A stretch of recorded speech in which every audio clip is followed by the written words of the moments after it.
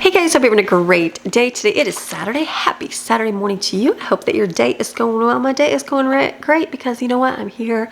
I'm able to read God's word. We're able to watch this. You're able to sit in your home and watch and be able to hear and listen to God's word. And that's not true for everybody in this world. So be thankful for the privilege and the opportunity to be able to do that in life. That's a good thing. That's a great thing. So we are on Proverbs 25, and it is similitudes and instructions.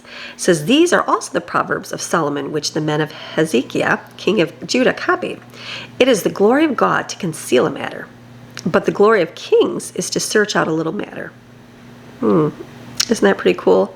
God will wipe away things in your life. Maybe wrongdoings, things you did wrong in your past. God will do that. That's a beautiful thing. But people, they'll search out everything. They'll try to dig and dig and dig. But you can just say, you know what? God doesn't hold me accountable for any of that anymore. He's wiped that clean out of my life. As for the heavens for height and the earth for depth, so the hearts and minds of kings are unsearchable. Take away the dross from the silver, and there comes out the pure metal for a vessel for the silversmith to shape. Take away the wicked from before the king, and its throne will be established in righteousness. Do not be boastfully ambitious, and claim honor in the presence of the king. And do not stand in the place of great men, for it is better that it is said to you, come up here, than for you to be placed lower in the presence of the prince, whom your eyes have seen.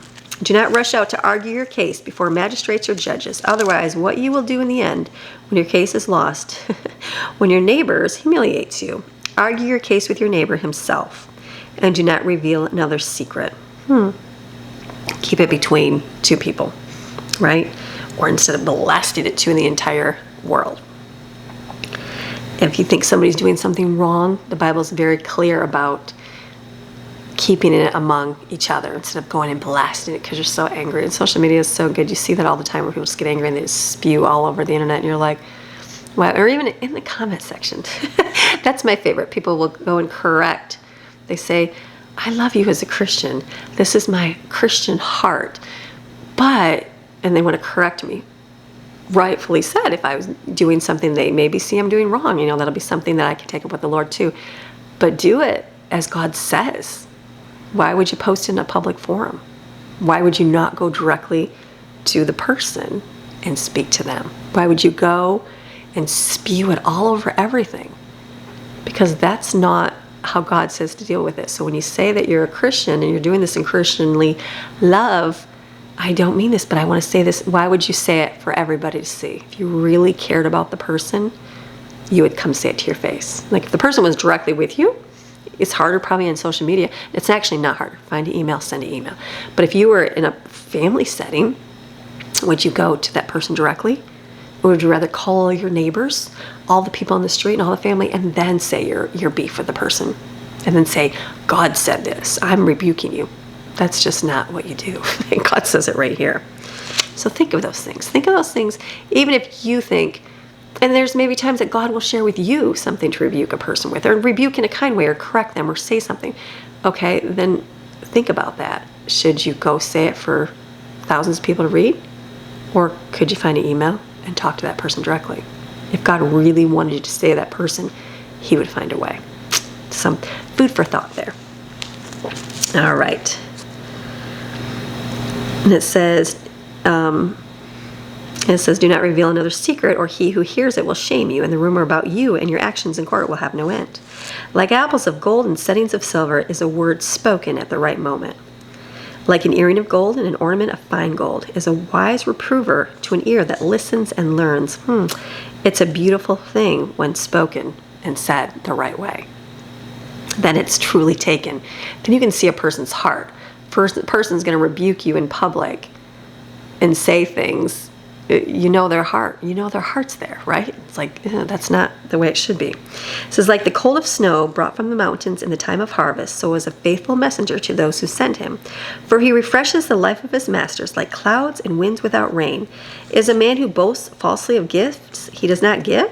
Be patient. By patience and a calm spirit, a ruler may be persuaded, and a soft and gentle tongue breaks the bone of resistance. Have you found pleasure sweet like honey? Eat only as much as you need, otherwise, being filled excessively, you vomit it. Let your foot seldom be in your neighbor's house, or he'll become tired of you and hate you. Like a club and a sword and a piercing arrow is a man who testifies falsely against his neighbor. Acquaintance. Like a broken tooth or an unsteady foot is confidence in an unfaithful man in time of trouble.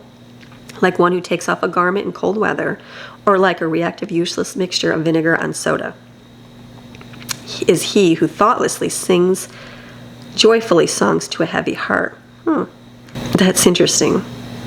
As a thoughtless person that sings joyful songs to a heavy heart, it's just like pointless to do things without the right motive from the Lord. If your enemy is hungry, give him bread to eat. If he's thirsty, give him water to drink. For in doing so, you will reap coals of fire upon his head. And the Lord will reward you. And the north wind brings forth rain, and a backbiting tongue and angry countenance is better to live in a corner of a housetop on a flat roof exposed to the weather than a house shared with a quarrelsome, contentious woman. Like cold water to a thirsty soul is good news from a distant land. Like a muddied fountain in a polluted spring is a righteous man who yields and compromises his integrity before the wicked. It is not good to eat much honey, nor is it glorious to seek one's own glory. Like a city that is broken down and without walls, leaving it unprotected, is a man who has no self-control over his spirit and sets himself up for trouble. It's so important to have self-control. It's good to teach your kids that at a young age, having self-control in things. If they are just given everything all the time and have no reason to have to stop anything, when it comes to addiction, it's going to be hard. When it comes to food, it's going to be hard. When it comes to pornography, it's going to be hard. When it comes to excessive everything, they're never going to have that self-control. And that's in everything. And that's when the Bible talks about disciplining your child, and it's important to discipline your child because if they're not taught self-control, they'll never learn it. There's many adults in this world that have no self-control, and they just do whatever they want. And what does it say? A man who has no self-control over his spirit sets himself up for trouble. Those are good words there. Good. That's a good one. Proverbs 25 there. So I hope that you have a fantastic rest of your day and a beautiful rest of your weekend. Come back tomorrow for our Grief and Loss series to help encourage you to keep moving forward in your life. And then if not, come back on Monday for another video. All right. See ya. Bye.